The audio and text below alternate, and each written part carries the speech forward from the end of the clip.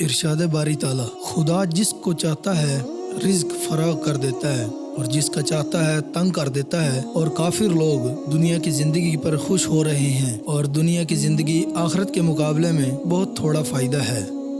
مگر تم لوگ دنیا کی زندگی کو اختیار کرتے ہو، حالانکہ آخرت بہت بہتر اور پائندہ تر ہے۔ روزوں کے دن گنتی کے چند روز ہیں، تو جو شخص تم میں سے بیمار ہو یا سفر میں ہو تو دوسرے دنوں میں روزوں کا شمار پورا کر لے۔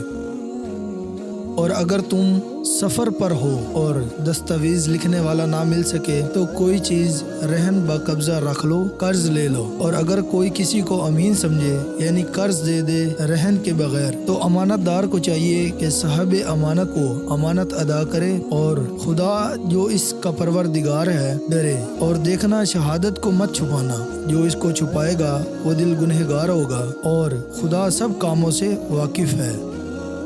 آج تمہارے لیے سب پاکیزہ چیزیں حلال کر دی گئی ہیں، اور اہل کتاب کا کھانا بھی تم پر حلال ہے اور تمہارا کھانا ان کو حلال ہے۔ مومنوں، اپنے گھروں کے سوا دوسرے لوگوں کے گھروں میں گھر والوں سے اجازت لیے بغیر، ان کے سلام کیے بغیر داخل نہ ہوا کرو، یہ تمہارے حق میں بہتر ہے، اور ہم نصیحت اس لیے کرتے ہیں کہ شاید تم یاد رکھو۔ اور جس نے ایمان چھوڑ کر اس کے بدلے کفر لیا، وہ سیدھے راستے سے بھٹک گیا۔